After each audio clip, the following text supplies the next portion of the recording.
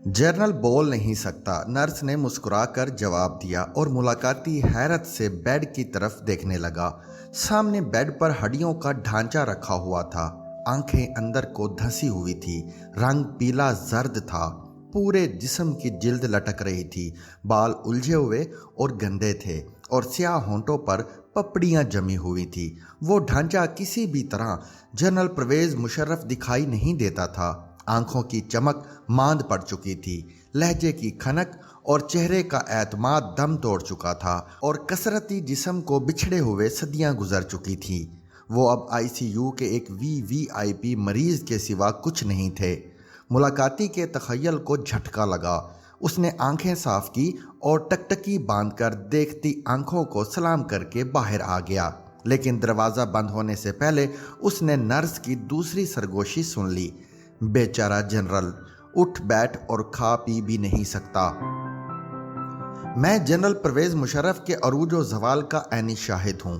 والد سید مشرف الدین وزارت خارجہ میں کام کرتے تھے اور والدہ بیگم زرین مشرف اسکول ٹیچر تھیں۔ پرویز مشرف اپنے دونوں بھائیوں کے مقابلے میں نالائق تھے، لیکن قسمت کی دیوی صرف ان پر عاشق تھی۔ یہ کمزور جسم اور چھوٹے قد کے باوجود فوج میں بھرتی ہو گئے اور نشیب و فراز سے گزر کر لیفٹیننٹ جنرل بن گئے۔ ان کی پروموشن میں مولانا فضل الرحمان اور بے نظیر بھٹو نے اہم کردار ادا کیا۔ جنرل مشرف نے 1993 میں واشنگٹن میں بے نظیر بھٹو کی اسرائیلی ایجنسی موساد کے اہم آفیسر اور اسرائیلی وزیر اعظم کے ایلچی سے ملاقات کرائی تھی۔ شوکت عزیز سے ان کی پہلی ملاقات بھی 1993 میں واشنگٹن میں پاکستانی سفارت خانے میں ہوئی تھی۔ وہ اس وقت سٹی بینک میں کام کرتے تھے۔ دونوں نے ایک دوسرے کا مستقبل بھانپ لیا اور دونوں دوست بن گئے۔ یہ 1995 میں کور کمانڈر منگلا تعینات ہو گئے اور ان کا خیال تھا یہ یہاں سے ریٹائر ہو جائیں گے۔ 1998 میں انہوں نے اپنا سامان بھی پیک کر لیا تھا اور یہ ریٹائرمنٹ کے بعد اپنا ٹھکانہ بھی تلاش کر رہے تھے، لیکن پھر اچانک قسمت کی دیوی ان پر مزید مہربان ہوئی۔ میاں نواز شریف نے سینئر جرنیلوں کو مسترد کر کے جنرل پرویز مشرف کو 7واں آرمی چیف بنا دیا۔ چودھری نثار علی خان نے اس تقرری میں اہم کردار ادا کیا تھا۔ ان کا خیال تھا جنرل مشرف کی جڑیں نہیں ہیں، یہ نون لیگ کی حکومت کو بھی ڈسٹرب نہیں کریں گے اور انڈیا اور پاکستان کے تعلقات کے راستے میں رکاوٹ بھی کھڑی نہیں کریں گے۔ لیکن آپ قسمت کا ہیر پھیر دیکھیے، جنرل مشرف نے کرگل پر قبضہ بھی کیا، انڈیا اور پاکستان کے تعلقات کو بھی ریورس گیئر لگایا، نون لیگ کی 2/3 اکثریت بھی لپیٹ دی، باوردی صدر بھی بن گئے اور اپنے دونوں محسنوں بے نظیر بھٹو اور میاں نواز شریف کو جلا وطن بھی کر دیا۔ جنرل پرویز مشرف کو بعد ازاں 9/11 کا کیچ ملا اور یہ پوری مغربی دنیا کے ڈارلنگ بن گئے۔ صدر جارج W بش انہیں اپنے کندھوں پر اٹھانے لگے۔ یہ دنیا کے تمام بڑے ٹیلی ویژن چینلز پر بھی آئے اور دنیا جہاں کے صدور اور وزرائے اعظم نے کھڑے ہو کر ان کے لیے تالی بھی بجائی۔ یہ درجن مرتبہ خانہ کعبہ اور حجرہ رسول صلی اللہ علیہ وآلہ وسلم میں داخل ہوئے اور انہیں کعبے کی چھت پر عین اس جگہ کھڑے ہونے کی سعادت بھی نصیب ہوئی جہاں سے حضرت بلال حبشی رضی اللہ تعالیٰ عنہ نے فتح مکہ کے بعد اذان دی تھی۔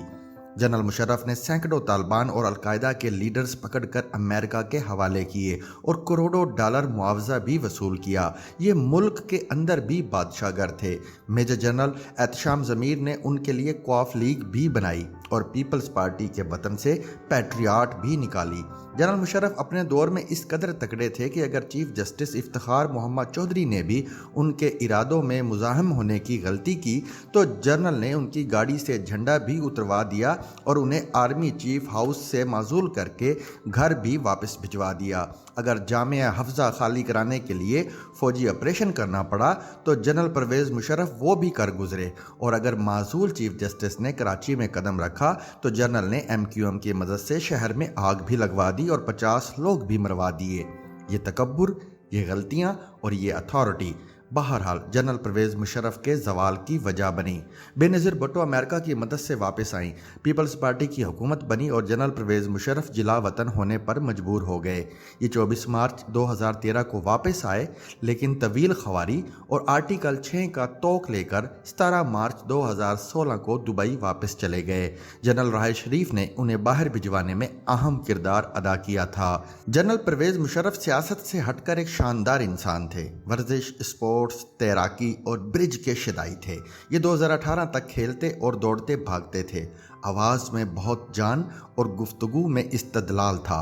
ये बड़े से बड़े जुगातरी को भी चंद लम्हों में चित कर देते थे। जिस्म में जज्बा और गरमाइश थी, हाथ की गिरफ्त तगड़ी और याददाश्त लाजवाब थी। रोज़ दोस्तों की महफिल लगाते थे और उन्हें ज़िंदगी के लातादाद वाक़यात सुनाकर हैरान कर देते थे। अंग्रेज़ी और उर्दू दोनों लाजवाब बोलते थे, तुर्की ज़बान भी आती थी और ये रिटायरमेंट के बावजूद भी दुनिया में ठीक ठाक मशहूर थे। उनकी ज़िंदगी भी अच्छी चल रही थी। यूएई के शाही ख़ानदान ने लंदन में भी अपार्टमेंट ले दिया था और दुबई में भी, लेकिन फिर 2018 के आखिर में अचानक उनका वज़न गिरना शुरू हो गया। जिस्म के मुख्तलिफ हिस्सों में दर्दें भी होने लगी और मैदे और पेशाब का निज़ाम भी बिगड़ गया। दर्जनों डॉक्टर्स ने मुआयना किया, लेकिन उनके मर्ज़ की तशख़ीस ना हो सकी।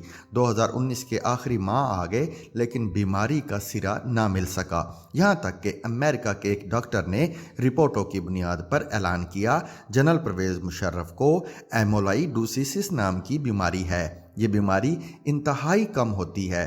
दुनिया में इस वक्त इसके सिर्फ 25 मरीज़ हैं और इलाज अभी तक दरियाफ्त नहीं हुआ।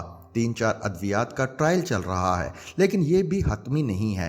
डॉक्टर ने उन्हें ट्रायल अद्वियात देने के लिए अमेरिका आने की दावत दे दी, लेकिन आप जनरल परवेज मुशर्रफ का सवाल और अमेरिका की तोता चश्मी देखिए। उस अमेरिका ने उन्हें वीज़ा देने से इनकार कर दिया जिसकी पूरी काबीना एयरपोर्ट पर उनका इस्तकबाल किया करती थी। ये जिसकी पार्लियामेंट से खिताब किया करते थे और ये जिसके लिए अफ़गानों से भिड़ गए थे। बहरहाल किस्सा मुख्तसर, जनरल परवेज मुशर्रफ का इलाज लंदन और दुबई में शुरू हो गया। ये एक इंतहाई तकलीफ देह अमल था। उनके बोन मैरो में इंजेक्शन लगाया जाता था और ये दर्द से तड़पते थे और देखने वालों की आंखों में आंसू आ जाते थे। ये सिलसिला भी साल भर तक चलता रहा, मगर ये दवा भी काम ना आई और ये आहिस्ता आहिस्ता अस्पताल के बेड तक महदूद होकर रह गए।